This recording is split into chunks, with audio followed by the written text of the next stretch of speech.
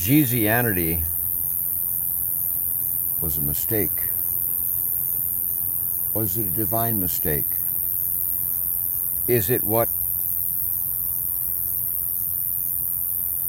the original gospel writers intended all along? Jesianity was a mistake that I realized last night when the words and urgings of fundamentalist Christian Tim rang true. James, you can't read the moral teachings of the Gospels out of context. I had just cited, as you do unto the least of these, you do unto me. James, who was he talking about? And I said, well, the least of those among us. And he said, no, James, he was talking about the disciples. As you do unto the disciples, you do unto me.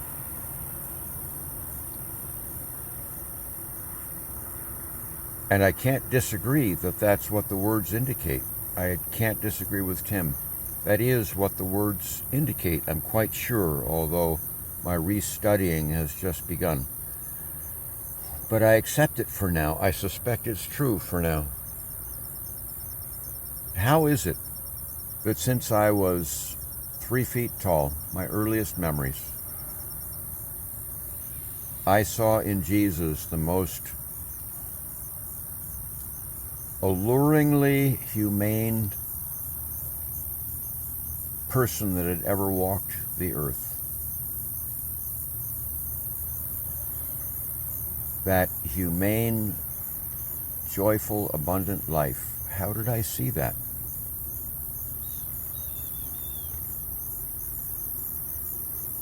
Jesus' teachings needed to make it through empire after empire after empire.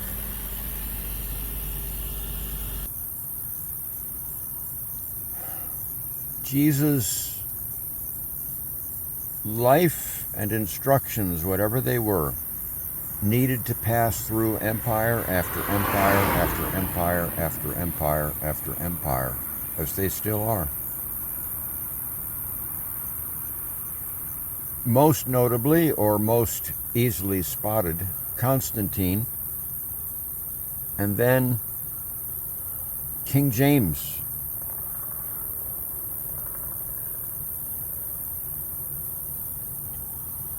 What if Jesus was the most radically, revolutionarily humane individual ever to walk the earth? What if some of his initial folks living at the same time saw that and adored it and embraced it and lived it, and it was worth their life to pass it on? How could they get it past the centuries? Not centuries, but yes, centuries, but also the centuries. The guards of empire. How could they do that? They would have to embed it in something so that it might be seen sometime in the future.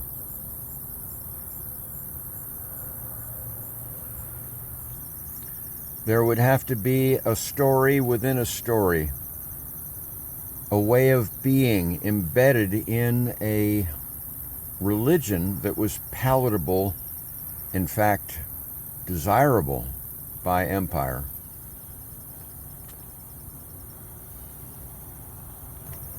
I'm sitting here in front of some houses on a side road because I had thought that it was rush hour traffic,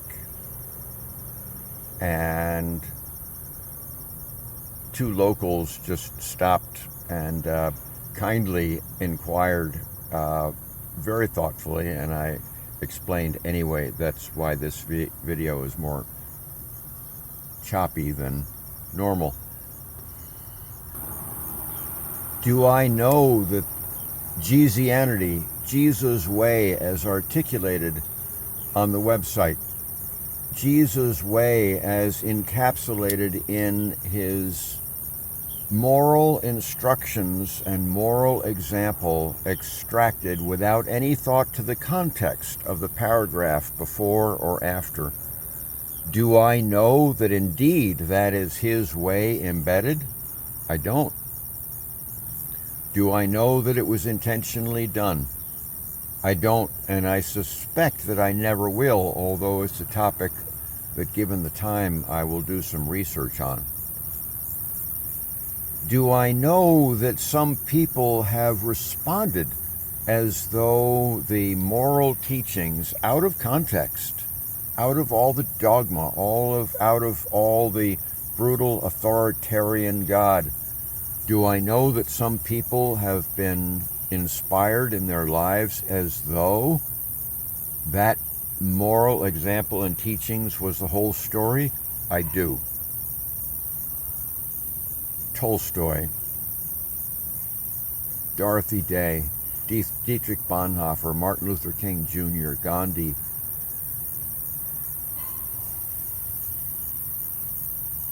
Schweitzer, among others. Does that mean that this theory of James, that he has mistakenly discovered an artifact that was deliberately hidden in authoritarian hell rubbish, is true, is correct? No. Clouds can form something that people see as a face. The moon has structures that cause people to see a man in the moon. Is that because it is deliberately created that way? Certainly not. It's the way the human mind works. It sees patterns where patterns weren't intended. It sees things in patterns where the things were never intended. And that could be what's going on with James. But the fact, as nearly as a person can know a fact, is that this notion, correct or mistaken on the part of James, has brought him back to life, as 70 years of study, nothing else had. Nothing else had even closely. This understanding of the moral example and the moral teachings of Jesus in Jesianity has done what no one else has been able to do: bring James back alive in the humanity, that DNA-given capacity that every human being has. Fundamentalist Tim is horrified that my understanding is leading people into eternal hell and away from divine whatever, sitting with that bloodthirsty, authoritarian father of the literal Jesus in the Gospels. Hell for me. I can't discount that. And I can't be subordinate to that. I cannot subordinate the clarity that I have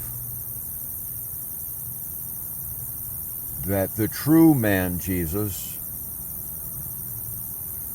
as craftily embedded in empire-pleasing gospels as they could do, is the real Jesus. That it was worth his life, it was worth the pain of the cross, probably 1,000,000 times over, if he might help us return to the joyful, abundant life that only comes with the reigniting of our humanity. And I suspect that until my last breath, I will put forth that Jesus